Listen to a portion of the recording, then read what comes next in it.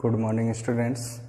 Today we are going to study chapter 3 Human Geography class 12th. The name of the chapter is Population Composition. In this chapter we are going to study about sex ratio, age structure, age sex pyramid etc. ये सारे जो parts हैं population composition के, सबसे पहला है sex ratio. तो अपन सबसे पहला जो टॉपिक लेते हैं वो है sex ratio.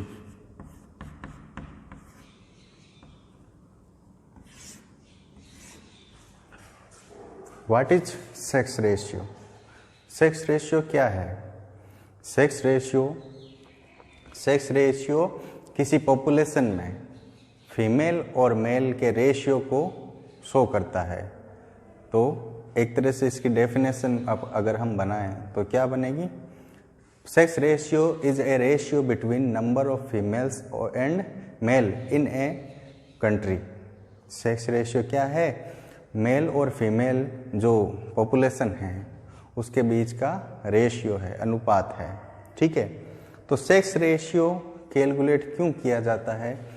Sex ratio calculate इसलिए किया जाता है क्योंकि सेक्स रेशियो से किसी भी कंट्री में वुमेन्स के स्टेटस के बारे में अपने को पता चलता है। यानी अगर किसी कंट्री में सेक्स रेशियो ज़्यादा है तो उसका मतलब क्या है? वहाँ वुमेन्स एम्पावरमेंट ज़्यादा है, वुमेन्स का स्टेटस जो है अच्छा है। ठीक है, तो सेक्स रेशियो क्या दर्शाता है?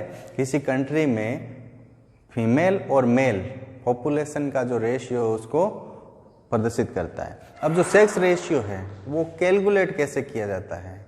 जैसे हमने लास्ट चैप्टर में पॉपुलेशन डेंसिटी कैलकुलेट की थी, वैसे ही सेक्स रेशियो को कैलकुलेट करने का भी एक स्पेसिफिक फॉर्मूला है। वो फॉर्मूला क्या है वो अपन देखते हैं।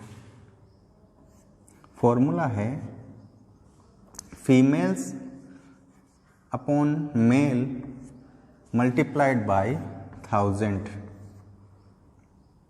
Females upon male multiply by 1000। ये क्या है? सेक्स रेशियो का फॉर्मूला है। इंडिया में सेक्स रेशियो जो कैलकुलेट किया जाता है वो इसी फॉर्मूले से कैलकुलेट किया जाता है। लेकिन कुछ ऐसी भी कंट्रीज हैं जहाँ पर मेल्स क्या है? माइनॉरिटी है, मतलब मेल्स की संख्या क्या है? कम है। यूरोपियन कंट्रीज में ज़्यादातर, तो वहाँ जो सेक्स रेशियो कैलकुलेट किया जाता है वो इस तरह कैलकुलेट किया जाता है, males upon females multiply by 1000। यानी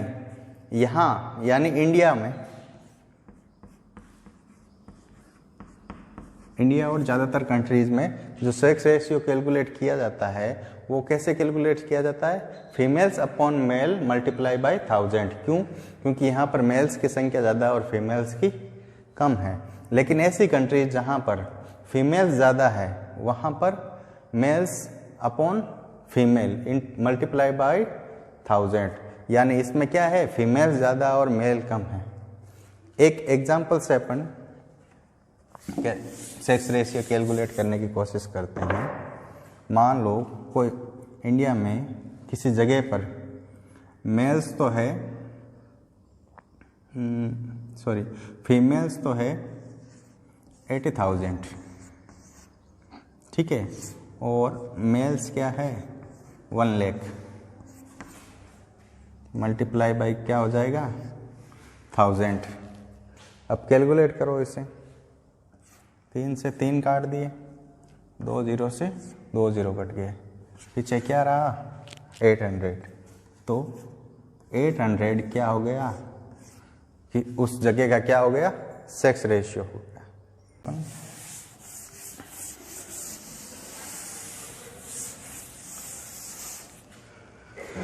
जो अपने एशियन कंट्रीज है जिनमें चाइना हो गया, इंडिया हो गया, बांग्लादेश हो गया, यूएई हो गया, इन कंट्रीज में वर्ल्ड की बाकी कंट्रीज के मुकाबले सेक्स रेशियो क्या है? बहुत कम है। सेक्स रेशियो क्या है, कम है। जबकि यूरोपियन कंट्रीज, अमेरिका में इसका क्या है, जस्ट ऑपोजिट है। ऑपोजिट होने का रीज़न क्या है, क्योंकि एशियन कंट्रीज में क्या है कि डोमेस्टिक वायलेंस वगैरह के केस ज़्यादा होते हैं, ठीक है। फिर फीमेल इन्फेंटिसाइड यानी कन्या भ्रूण हत्या ये ज़्यादा होती हैं, ठीक है। तो ये कुछ, और जेंडर डिस्क्रिमिनेशन, ये कुछ एक रीज़न है जिसकी वजह से क्या होता है, सेक्स रेशियो क्या होता है, कम होता है। तो सेक्स रेशियो डिक्लाइन होने का फर्स्ट रीज़न है जेंडर डिस्क्रिमिनेशन।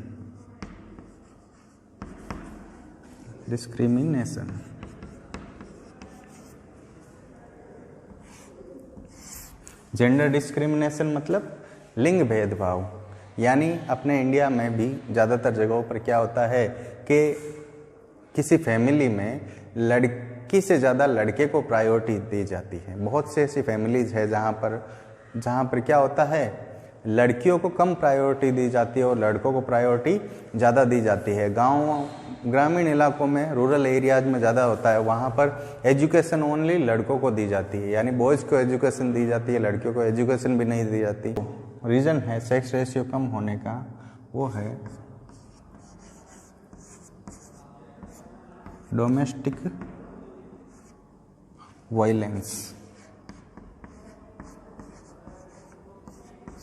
डोमेस्टिक वायलेंस का मतलब है घरेलू हिंसा। घरेलू हिंसा मतलब महिलाओं को क्या किया जाता है, शादी के बाद दहेज के लिए जला दिया जाता है, ठीक है, और उन पर अत्याचार किए जाते हैं। ये सब क्या होते हैं, डोमेस्टिक वायलेंस, जिसकी वजह से बहुत सारी जो महिलाएं हैं उनकी मृत्यु हो जाती है। तो डोमेस्टिक वायलेंस की वजह से क्या होता है, सेक्स रेशियो कम होता है। तीसरा जो मेन रीज़न है सेक्स रेशियो कम होने का, वो है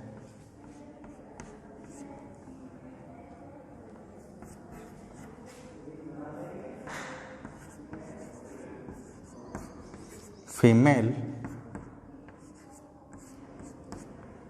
इन्फेंटिसाइड। फीमेल इन्फेंटिसाइड,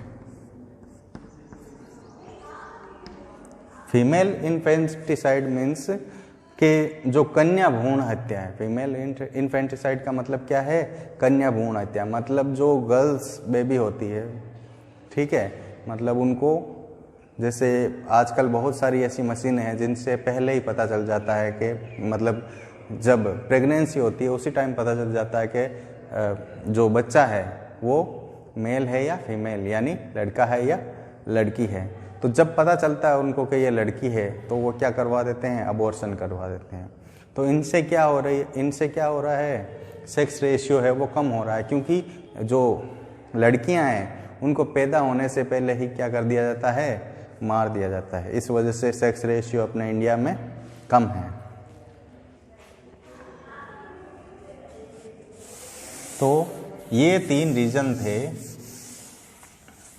किसके, सेक्स रेशियो कम होने के। पहला क्या था, जेंडर डिस्क्रिमिनेशन, दूसरा डोमेस्टिक वायलेंस, और तीसरा फीमेल इन्फेंटिसाइड। यानी पहला तो हो गया लिंग भेदभाव, यानी महिलाओं से जो भेदभाव किए जाते हैं वो पहला कारण हो गया। दूसरा क्या है, डोमेस्टिक वायलेंस, यानी घरेलू हिंसा, दहेज के लिए या और किसी कारण से महिलाओं की हत्या कर दी जाती है, फीमेल्स की हत्या कर दी जाती है, उस वजह से क्या हो रहा है, सेक्स रेशियो कम हो रहा है। और जो थर्ड है वो है फीमेल इन्फेंटिसाइड। इसका मीनिंग होता है कन्या भ्रूण हत्या, यानी जो लड़कियां हैं उनको पैदा होने से पहले ही क्या कर दिया जाता है, उनको मार दिया जाता है, अबॉर्शन करवा दिया जाता है। तो ये कुछ कारण थे सेक्स रेशियो कम होने के। वर्ल्ड का जो एवरेज सेक्स रेशियो है, वर्ल्ड का सेक्स रेशियो कितना है, 990। वर्ल्ड का सेक्स रेशियो क्या है, 990। और जो सबसे हाईएस्ट सेक्स रेशियो है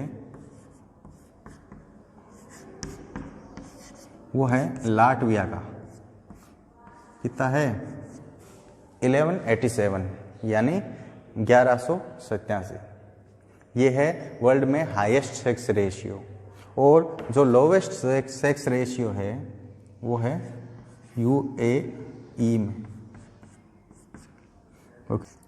468। तो ये हो गए वर्ल्ड के कुछ सेक्स रेशियो। वर्ल्ड का जो एवरेज सेक्स रेशियो है वो कितना है 990, और हाईएस्ट लाटविया में और लोवेस्ट यूएई में। ठीक है, तो ये हो गया सेक्स रेशियो। और अगर सबसे कम सेक्स रेशियो वाले देश हैं वो ज़्यादातर कहाँ हैं, एशिया में, और जो हाई सेक्स रेशियो वाले जो कंट्रीज़ है वो कहाँ हैं, यूरोप और अमेरिका में और ऑस्ट्रेलिया में। ठीक है, तो ये तो था सेक्स रेशियो।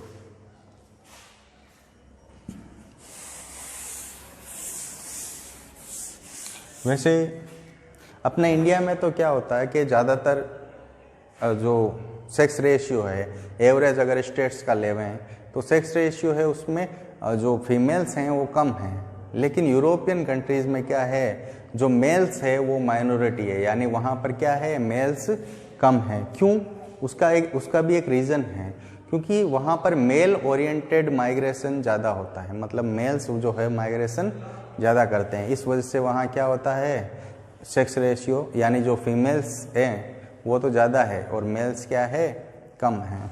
अब जो नेक्स्ट टॉपिक है वो है, दूसरा टॉपिक है अपना एज स्ट्रक्चर।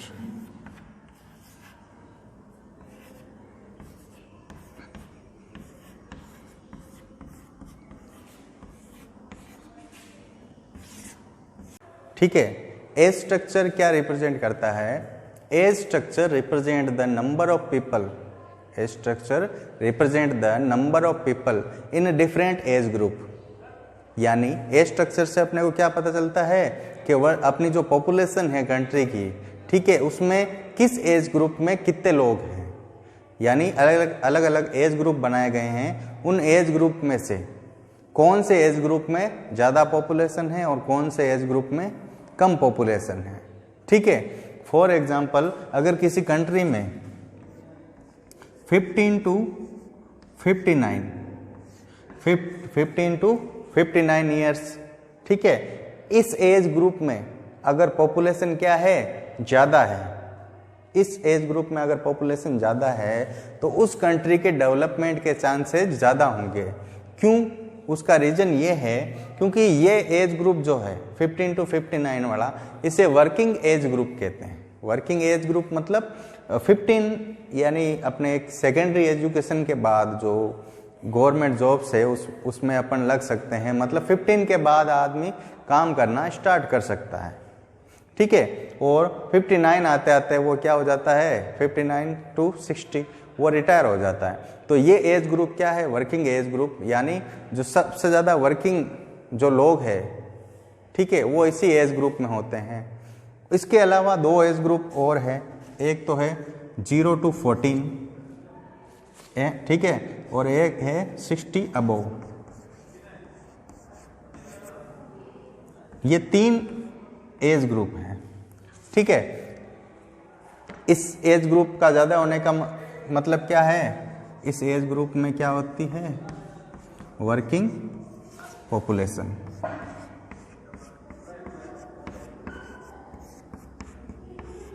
ये एज ग्रुप ज़्यादा होने का मतलब क्या है, उस कंट्री में क्या है, वर्किंग पॉपुलेशन ज़्यादा है। 0 टू 14 ये एज ग्रुप अगर ज़्यादा है किसी कंट्री में तो वो क्या शो करता है, हाई बर्थ रेट। अगर 0 टू 14 एज ग्रुप में अगर ज़्यादा लोग हैं किसी कंट्री में तो उससे क्या शो होता है कि उस कंट्री में क्या है, हाई बर्थ रेट है। ठीक है, और अगर 60 अबोव पॉपुलेशन ज़्यादा है तो 60 अबोव जो पॉपुलेशन है उसको डिपेंडिंग पॉपुलेशन कहते हैं। मतलब इस पॉपुलेशन में इस एज ग्रुप के जो लोग हैं उन पर हेल्थ वगैरह का खर्चा ज़्यादा होता है, हेल्थ फैसिलिटीज़ वगैरह का खर्चा ज़्यादा होता है।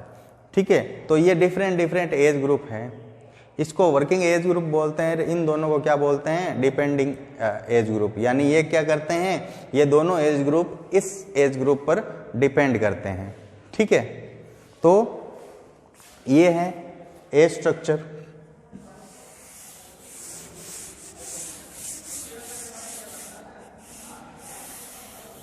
नेक्स्ट जो टॉपिक है अपना वो है age sex pyramid. Age sex pyramid. Age sex pyramid क्या शो करता है कि नंबर ऑफ फीमेल और number of male in different age group. Age structure से अपने को क्या पता चलता है कि किसी कंट्री में फीमेल और मेल किस एज ग्रुप में ज़्यादा है या किस एज ग्रुप में कम है।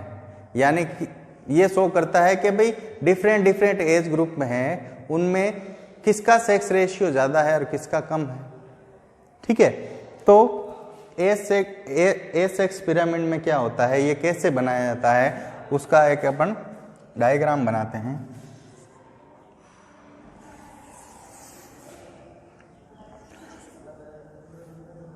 इसमें राइट साइड में तो होती है फीमेल्स और लेफ्ट साइड में होती है मेल पॉपुलेशन। ठीक है, यहाँ लिखा जाता, यहाँ बीच में सेंटर में लिखी जाती है एज, यानी ये 0 हो गया, 5, 0, 10, 20, 30, 40, 50, 60, 70। ठीक है, ये क्या हो गई एज। इसको अपन यहाँ भी लिख सकते हैं और यहाँ भी लिख सकते हैं। ठीक है, तो जो वर्टिकल में लिखा जाता है एज सेक्स पिरामिड में, वर्टिकल ऑर्डर में क्या लिखी जाती है, एज। फिर इधर और इधर, इन दोनों जगह क्या लिखी जाएगी, पॉपुलेशन। इधर तो फीमेल पॉपुलेशन, ये हो जाएगा 0, 0 के बाद यहाँ 5, 10, 15, 20, 25, 30, 40, 50, 60, इधर 5, 10, 15, 20, 25, 30, 35, 40। ठीक है, ये हो जाएंगे मिलियंस में। ठीक है, ये एज क्या हो जाएगी, ये पॉपुलेशन क्या हो जाएगी, मिलियंस में। अब देखो, मान लो फर्स्ट एज ग्रुप यानी 0 to 10 वाले में मेल्स फीमेल्स तो हैं 20 मिलियन और मेल्स हैं 30 मिलियन। ठीक है, फिर 10 to 20 वाले में मान लिया मेल है, फीमेल है 25 और मेल है 30। ठीक है, फिर ये ऐसे आगे बढ़ते जाएंगे। तो इस तरह बनता है एज सेक्स पिरामिड। ठीक है, इसमें क्या आ जाएगा, वर्टिकल ऑर्डर में तो आ जाएगी एज। ठीक है, और हॉरिजॉन्टल ऑर्डर में क्या आ जाएंगी, राइट साइड में तो फीमेल्स और लेफ्ट साइड में मेल्स। इससे अब क्या पता चल रहा है, देखो इसको देखेंगे अपने को 50 से 60 है, इस एज ग्रुप में मेल्स कितने हैं, तो इससे पता चल रहा है अपने को कि 5 मिलियन। ये 5 की सीध में है, मतलब कितने हैं, 5 मिलियन। और फीमेल्स कितनी है, वो भी 5 की सीध में है, यानी 5 मिलियन। 0 to 10 में, 0 to 10 एज ग्रुप में फीमेल्स कितनी है, यानी सीधे सीधे अपन इस डायग्राम से अपने को एज और सेक्स इसका जो रिलेशन है वो पूरा पता चल रहा है कि डिफरेंट एज ग्रुप में फीमेल्स कितनी हैं और मेल्स कितने हैं। ये अपने को किससे पता चलता है, एज सेक्स पिरामिड। यानी ये डाटा को रिप्रेजेंट करने का, एज सेक्स डाटा को रिप्रेजेंट करने का सबसे बेस्ट तरीका है। ठीक है, तो डिफरेंट टाइप के एज सेक्स पिरामिड होते हैं, मतलब हर कंट्री का जो एज सेक्स पिरामिड है वो सेम नहीं होता है। क्यों? क्योंकि पॉपुलेशन जो होती है वो भी सेम नहीं होती है। कहीं पर फीमेल्स ज़्यादा है, कहीं पर मेल्स ज़्यादा है, कहीं पर वर्किंग पॉपुलेशन ज़्यादा है, कहीं पर जो यूथ एज ग्रुप है वो ज़्यादा है, कहीं पर ओल्ड एज ग्रुप है वो ज़्यादा है। ठीक है, तो ये different type of age sex pyramid हैं, उसको अपन पढ़ेंगे। तो सबसे पहले यही है, सबसे पहला जो एज सेक्स पिरामिड है वो है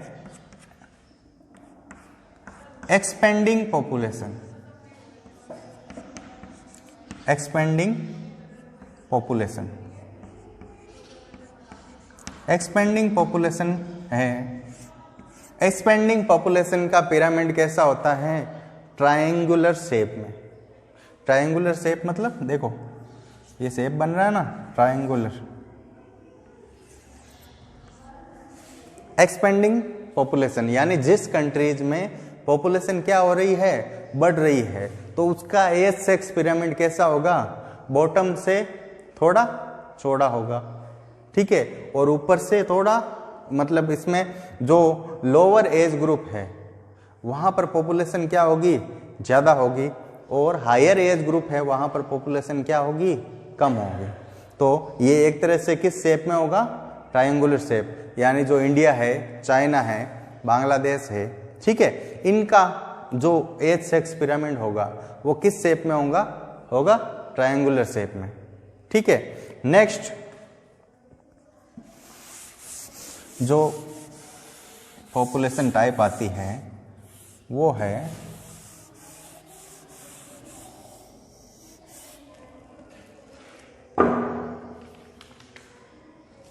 कांस्टेंट पॉपुलेशन।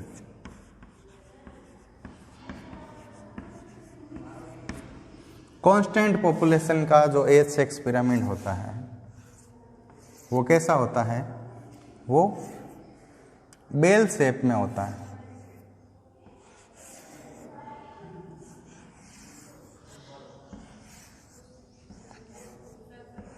बेल शेप का मतलब क्या होता है? यहां पर एक घंटी के आकार का होता है, इसमें टॉप और बॉटम वहां पर पॉपुलेशन क्या होती है? कम होती है, और जो बीच का एज ग्रुप है वहां पर पॉपुलेशन क्या होती है? ज़्यादा होती है। मतलब यहाँ पर जो बर्थ रेट है, यहाँ पर बर्थ रेट और डेथ रेट, यानी बर्थ रेट और डेथ रेट दोनों ही क्या है? इक्वल है। तो इस तरह की पॉपुलेशन ना तो घटती है ना बढ़ती है, तो इस तरह की पॉपुलेशन को क्या कहते हैं? Constant population. ठीक है, यानी इसमें कैसा आकार होगा? एक घंटी के आकार का होगा। इसमें टॉप और बॉटम दोनों में ही पॉपुलेशन क्या होगी? कम होगी। ठीक है, यानी इक्वल होगी। बर्थ रेट और डेथ रेट दोनों क्या होगी? इक्वल होगी।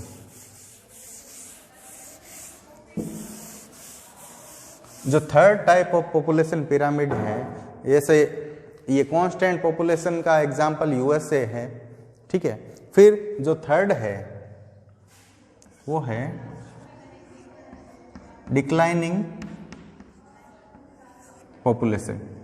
डिक्लाइनिंग पॉपुलेशन का मीनिंग है ऐसी कंट्री जिसमें पॉपुलेशन क्या हो रही है? डिक्लाइन हो रही है। ठीक है, तो इसमें क्या होता है?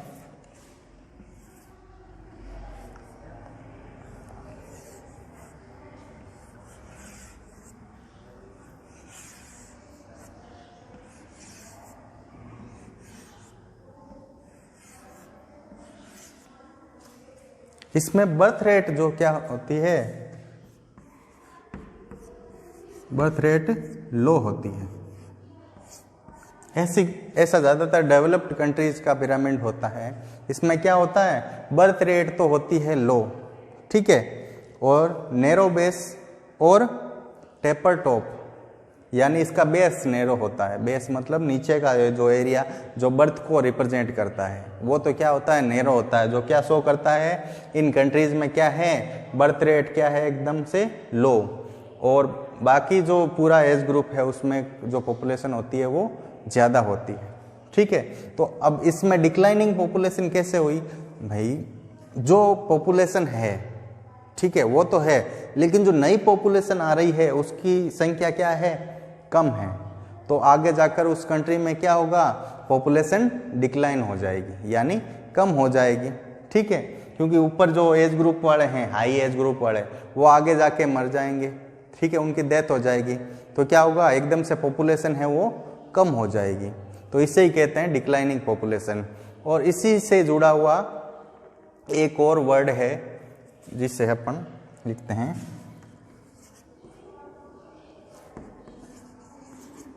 Ageing population.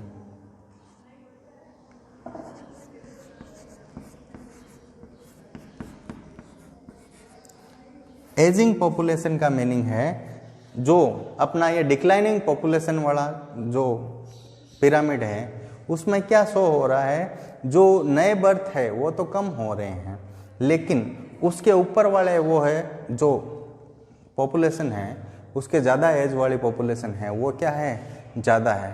तो धीरे धीरे क्या होगा, नए बच्चे पैदा नहीं हो रहे और जो पुराने हैं वो धीरे धीरे क्या होंगे, बूढ़े होते जाएंगे। तो बहुत सी ऐसी डेवलप्ड कंट्रीज है जिन्होंने बर्थ रेट पर कंट्रोल कर लिया है। तो उनमें क्या हो रहा है, नए जो बच्चे हैं वो कम पैदा हो रहे हैं और जो पहले वाले जो पहले से वहाँ है पॉपुलेशन उसके क्या हो रहा है, धीरे धीरे एज बढ़ रही है। तो उसमें ऐसी कंट्रीज में क्या होता है, जो ज़्यादा एज वाले जो लोग हैं वो ज़्यादा होते हैं, इसे ही क्या कहते हैं, एजिंग पॉपुलेशन, ठीक है। तो that's all for today, thank you so much. इससे अगला पार्ट अपन नेक्स्ट वीडियो में देखेंगे। Thank you.